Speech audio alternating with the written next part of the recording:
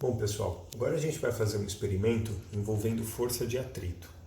A gente vai tentar empurrar aqui essa caixa de som sobre o chão e vai discutir um pouco o comportamento durante o experimento. Para medir a força aplicada sobre a caixa, a gente vai usar uma balança. A balança é vista como um medidor de massa, mas na verdade ele calcula a massa a partir da medida da força aplicada sobre o prato da balança. Por exemplo, aqui a balança está medindo 100 gramas, mas veja, meu dedo não tem massa de 100 gramas. É a força que eu estou aplicando com o meu dedo que está permitindo com que a balança calcule essas massas aqui que estão sendo exibidas. Dependendo da força, ela vai calcular uma massa maior. Então, por exemplo, coloquei esse copo com água aqui em cima e a balança está exibindo 340 gramas. 340 gramas é 0,34 quilos. Como que ela chegou a essa conclusão? Ora, ela mediu uma força e calculou a massa a partir daí. Lembrando, força-peso é massa vezes gravidade. Se ela está medindo 0,34 quilos, a gente aproximando o G para 10, isso significa que essa balança, na verdade, está medindo uma força de 3,4 newtons. Né? Então, 3,4 newtons implica em uma massa de 0,34. Eu não sei se a balança aí arredonda o G para 10, provavelmente não. Mas a gente vai fazer essa aproximação, esse arredondamento aí nas nossas contas. Então, quando a balança exibia aqui 340 gramas de massa, a gente está falando em 3,4 newtons de força. A gente vai usar, portanto, essa balança como um dinamômetro, como um medidor de força. Muito bem, o que eu vou fazer? Eu vou tentar empurrar essa caixa de som aqui no chão. E a gente vai ver quanto de força é necessário eu aplicar para que a caixa de som se desloque. Então, olha só, vou tentar colocar a balança aqui bem no centro da caixa para que a caixa não gire. Né? E aí vamos ver.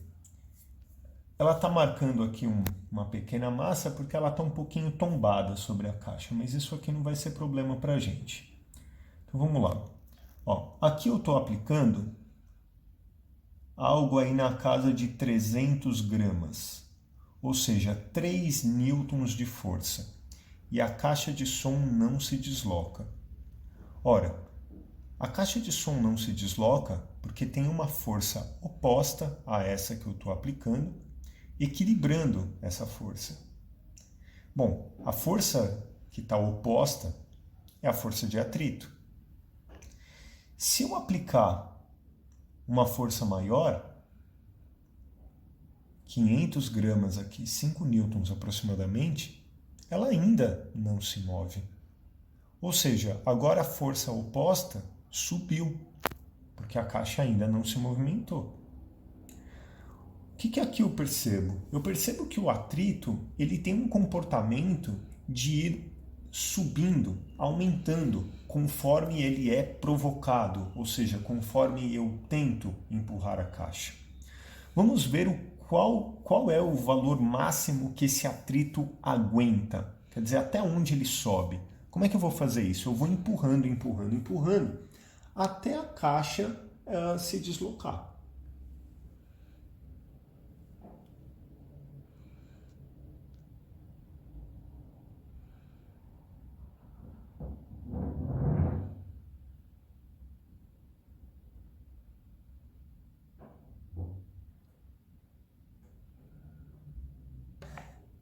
Bom, deu para ver que a indicação da balança chegou a 1.300 gramas, ou seja, 1,3 kg, o que dá mais ou menos 13 newtons de força. O atrito subiu, subiu, subiu, subiu, até chegar a 13 newtons.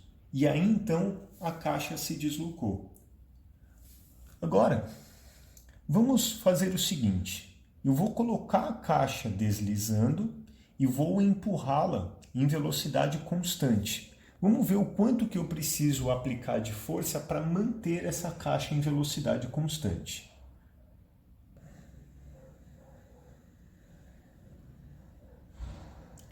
Bom, temos aí alguma coisa entre 600 e 700 gramas, ou seja, entre 6 e 7 newtons. Então, olha que curioso. Para eu iniciar o movimento da caixa, eu precisei aplicar cerca de 13 newtons de força. Para manter a caixa em movimento, entre 6 e 7 newtons de força. Só que se eu estou mantendo a caixa em velocidade constante, a resultante sobre a caixa é zero. Ou seja, se eu estou aplicando 7 newtons e a caixa está em velocidade constante, significa que o atrito em sentido oposto também vale 7 newtons. Isso significa que o atrito ele tem comportamentos distintos quando o objeto está estático e quando o objeto já iniciou o seu deslizamento. Enquanto o objeto está estático, a gente percebeu que esse atrito ele vai subindo, subindo, subindo, subindo até 13 newtons. Quando o objeto já iniciou o seu deslizamento, a gente percebe que esse atrito fica aí entre 6 e 7 newtons. No próximo vídeo, a gente vai discutir isso e vai formalizar um pouco mais esses resultados.